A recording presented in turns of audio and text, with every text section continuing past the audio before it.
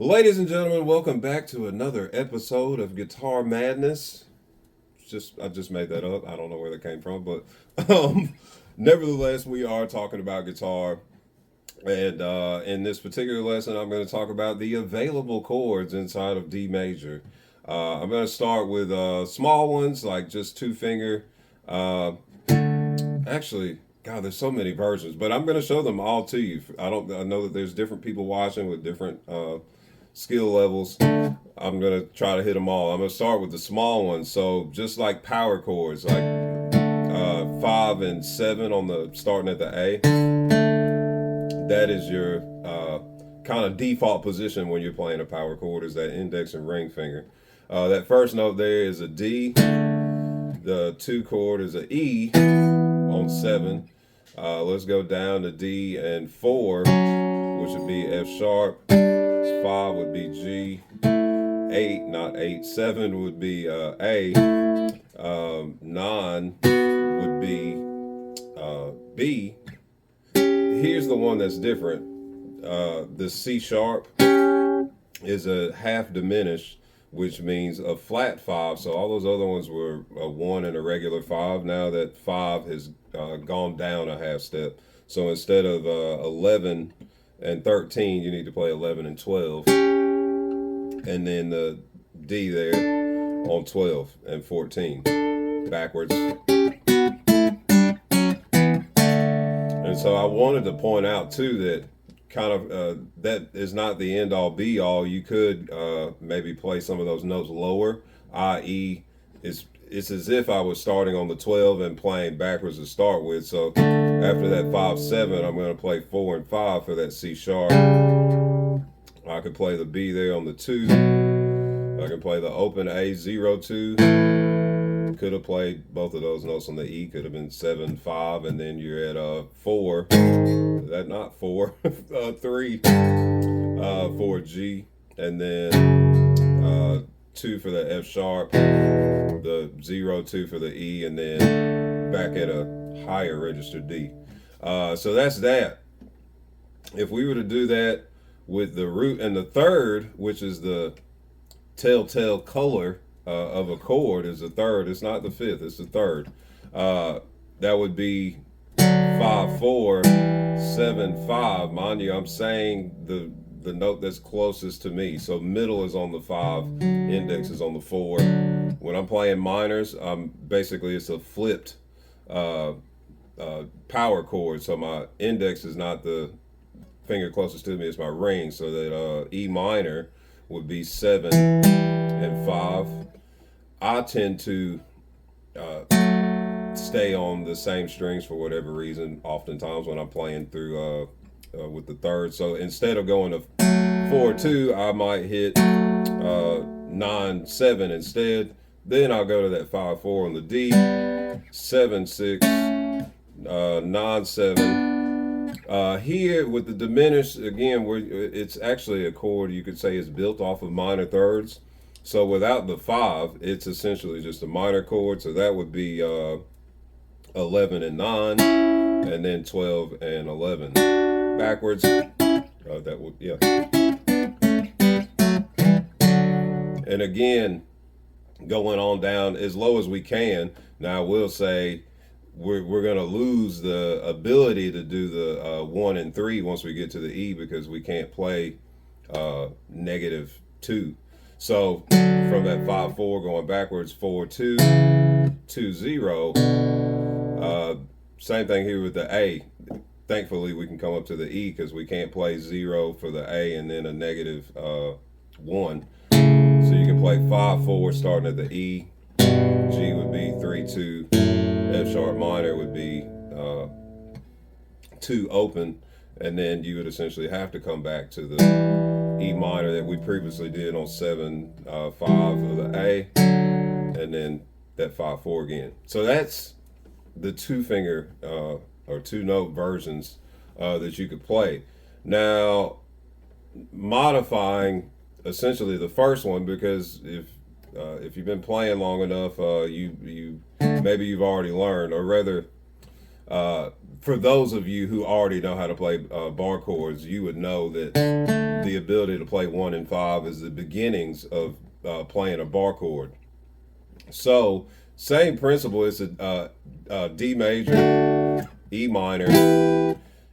So I gotta say, I gotta pause and say, this is also yet one of those. I feel like context context matters. I find as in the real world as I'm playing, it really depends. And oftentimes, the ways I was just showing you, it's not per se the rhythm area. Like I'm kind of going into the more of a lead area, i.e.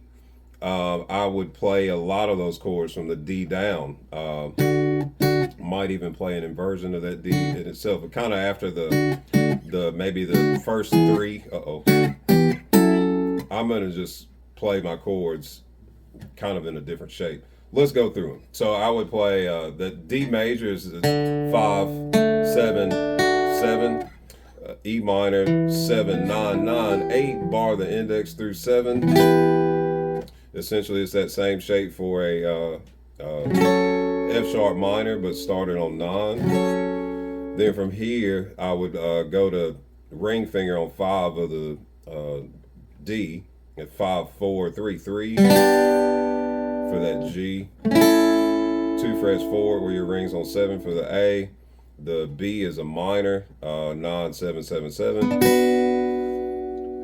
This is one, honestly, 9 times out of 10 when I'm actually playing the chords, I don't play diminished. But would be 11 12 with the pinky. Middle finger is going to play 10 of the B, and then your index 9 of the high E, and then you'd be at 12 for the 12 11 10 10, like the same as the G and the A, that same chord there. I can't do that one so fluidly going backwards. I made it though. And again, extension. So now this diminished chord is going to look different. This half diminished, C sharp, half diminished. 4 5 with the ring, middle on 4, and then pinky is on 5 of the B. B minor 2 4 4 3 2. A major 0 2 2 2. Well, actually, we were talking about playing bar chords. I'm sorry. That would be 5 7 7 starting at the E. 5 7 7 6, and then bar 5 on the B and the E. Then the G is the exact same shape, but at 3. F sharp minor would be 2 4 4, and then bar through with the index. I feel like I just played that.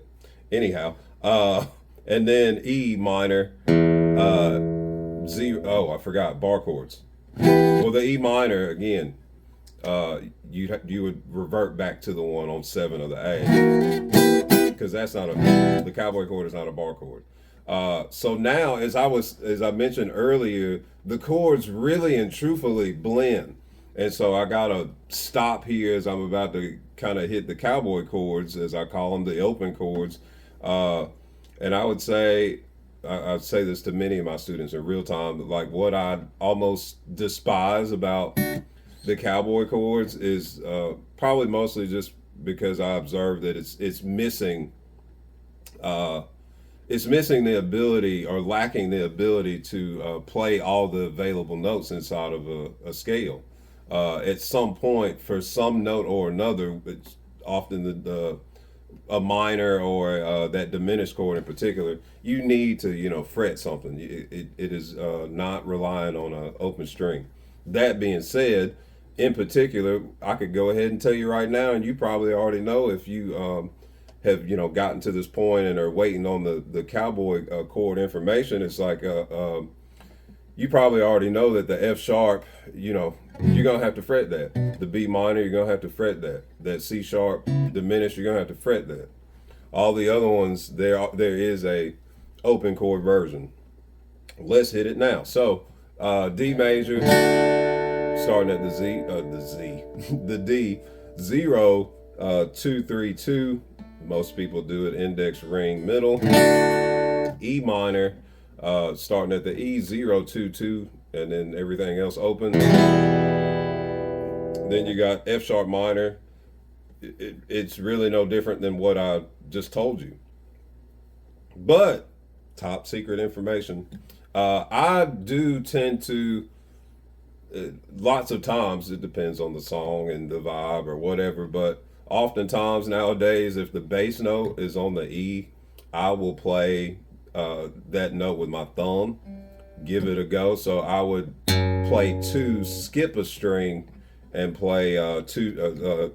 By skip a string, I mean try to get your index going at the D, and just bar as much as you can. Personally, I tend to only go through the B. Like I don't get all the way to the high E.